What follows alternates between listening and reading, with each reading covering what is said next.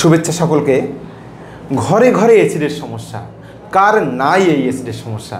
এই গ্যাস্ট্রিকের সমস্যা থেকে কি করে বাঁচবেন, এই সমস্যা থেকে কি করে পরিত্রাণ পাবেন, এ বিষয়ক গুরুত্বপূর্ণ তথ্য আমরা জানব।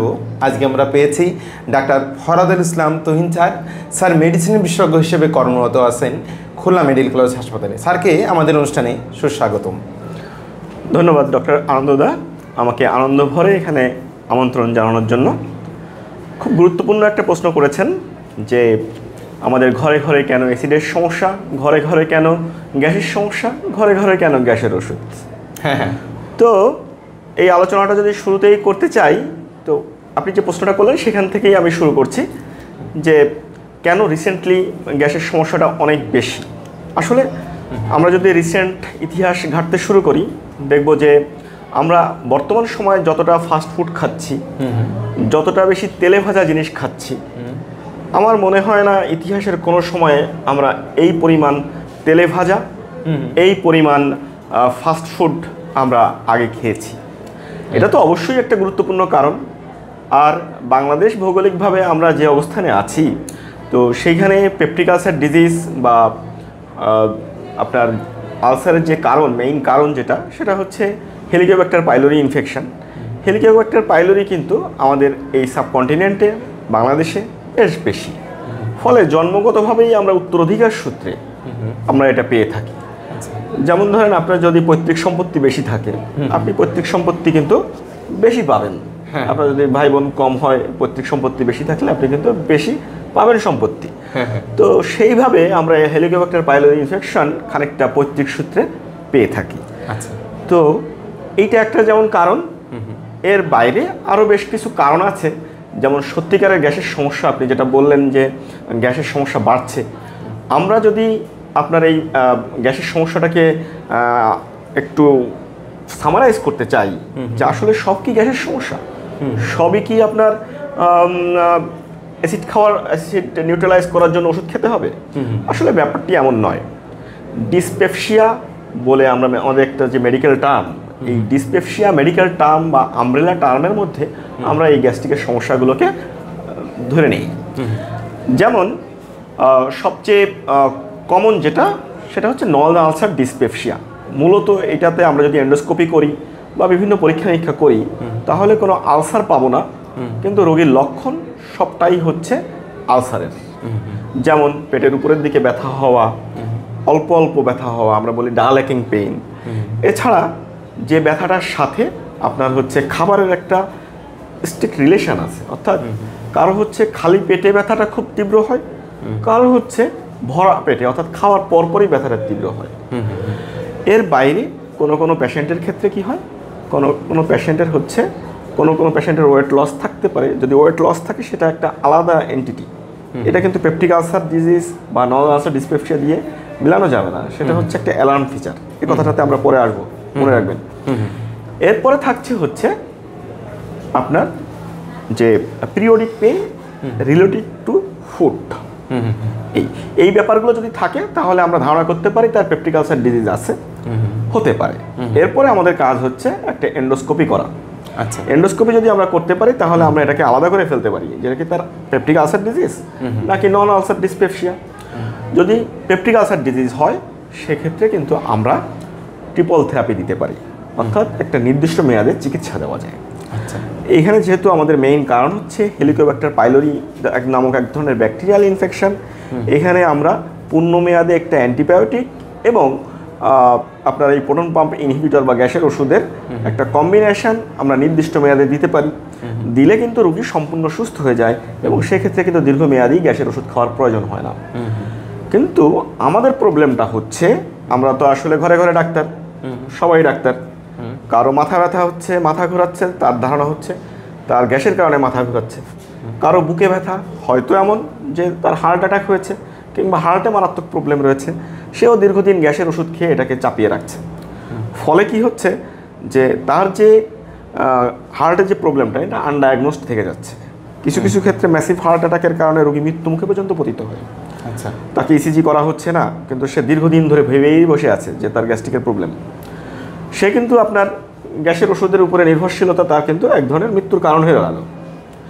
এমন হয় যে কিছু কিছু পেশেন্ট আপনার হচ্ছে বেসিক্যালি ভুগছেন গ্যাস্ট্রিক ক্যান্সারে, পাকস্থলীর ক্যান্সারে ভুগছেন, গ্যাস্ট্রিকের ওষুধ খাওয়ার ফলেও কিন্তু একটা পার্সেন্টেজের গ্রুপের কিছুটা উপশম হয়। সে মনে করে যেহেতু গ্যাস্ট্রিকের ওষুধ খেয়েছি একটু ভালো কাজ করছে, দ্যাট মিনস আমার বোধহয় গ্যাস্ট্রিক আলসারের সমস্যা, আমি এটা খেলেই ভালো হয়ে যাব। ফলে তার রোগটা যে স্টেজে ধরা পড়লে তাকে একটা অপারেশন করে বা নির্দিষ্ট মেয়াদে চিকিৎসা দিলে উনি পূর্ণাঙ্গ সুস্থ হয়ে যেতে পারতেন, সেটা না হয়ে কিন্তু উনি মৃত্যুমুখে পতিত হচ্ছেন।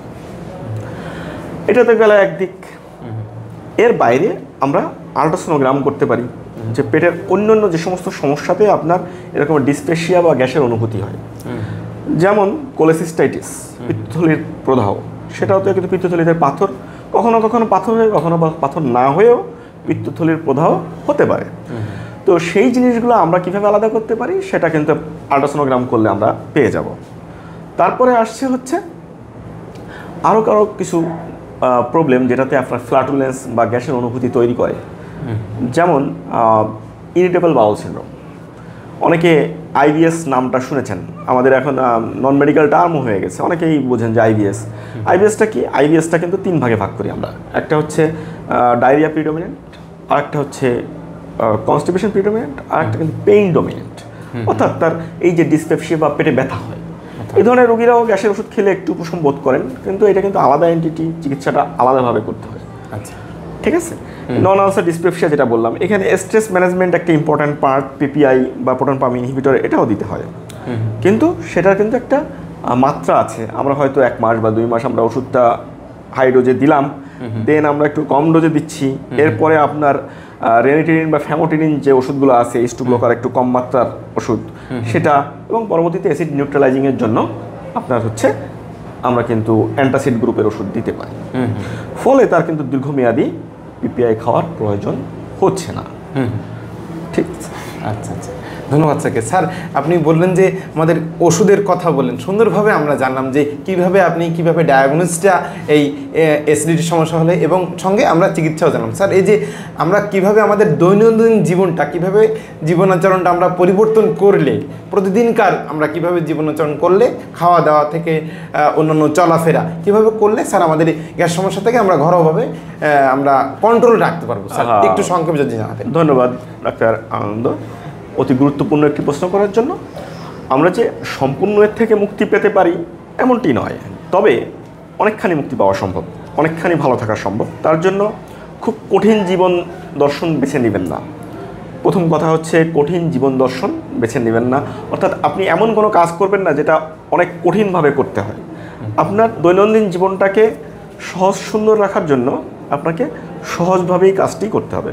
অর্থাৎ আমরা স্বাভাবিকভাবে যে 3 বেলা ভাত খাই, সেটা যদি আমরা 3 বেলাই খাই, একটু কম খাই, আমাদের ইসলাম ধর্মে যেমন বলে যে সুন্নত মেনে খাওয়া, অর্থাৎ 1 মুঠ খালি রেখে খাওয়া, সেটা আমরা করতে পারি।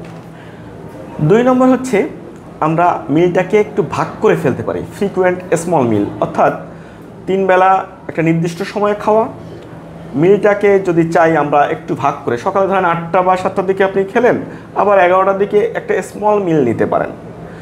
এইখানে এই প্রবলেমটা হয়। আমরা স্মল মিল নেওয়া বলতে যেটা বুঝাই, আমরা বেশিরভাগ সময় এই সময় স্ন্যাক্স যেটা নেই, সেই সময় সিঙ্গারা সমুচার মতো তেলে ভাজা জিনিসগুলো আমরা খেয়ে ফেলি, যেটা কিন্তু অ্যাসিডিটি বা ফ্ল্যাটুলেন্সের একটা ইম্পর্ট্যান্ট কারণ। এটি দিয়ে তো আর হেলিকোব্যাক্টার পাইলোরি ইনফেকশন হয়ে যাচ্ছে না, কিন্তু যেটা হচ্ছে সেটা হচ্ছে আপনাকে একটা ডিসপেপসিয়া তৈরি করছে, এবং যার ফলে আপনি কিন্তু এই প্রোটন পাম্প ইনহিবিটর বা গ্যাস্ট্রিকের ওষুধ খাচ্ছেন। আবার ফাস্ট ফুড আইটেমগুলো যে জিনিসগুলো দিয়ে তৈরি হয়, সেই জিনিসগুলো আলটিমেটলি আমাদের শরীরের জন্য যেমন স্বাস্থ্যকর নয়, তেমনি আমাদের পেটের প্রদাহ, পেটে পীড়া এগুলো কিন্তু তৈরি করে। ফলে আমাদের শরীরে এক ধরনের অস্বস্তি তৈরি হয়, আর আমরা যে কোনো ধরনের অস্বস্তি তৈরি হলে কিন্তু গ্যাস্ট্রিকের ওষুধ খেতে খুব পছন্দ করি। সুতরাং এই ব্যাপারটাও আমাদের মাথায় রাখা দরকার। আমার মনে হয় অনেক কষ্ট করে অনেকেই, যেমন ধরেন সকালবেলায় উঠে লেবুর পানি গরম পানিতে দিয়ে যেটা খাচ্ছে, অনেকে রসুন খাচ্ছে, অনেকে আদা খাচ্ছে, এই প্যাটার্নটা খুব বেশি কোনো প্রয়োজন আছে বলে আমার মনে হয় না। এই ধরনের কঠিন জীবন দর্শনে যেটা হয়, আপনি খুব ইজিলি ফ্যাটিক হয়ে যান, এবং বস্তুত এই যে জিনিসগুলা সকালবেলায় উঠে গরম পানি, লেবুর যে উপকারটা সেটা আপনি নষ্ট করে ফেললেন। এভাবে কি হচ্ছে, আপনি কিন্তু লেবুর উপকারিতাটা পাচ্ছেন না, আবার একটা এমন কঠিন ব্যবস্থা নিয়ে নিচ্ছেন, আপনি এটা দীর্ঘমেয়াদী কন্টিনিউও করতে পারবেন না। আর আদৌ কোনো সায়েন্টিফিক ব্যাকগ্রাউন্ড আছে কিনা সেটাও যথেষ্ট। আচ্ছা, অনেক অনেক ধন্যবাদ স্যারকে, অনেক গুরুত্বপূর্ণ তথ্য আমরা জানলাম।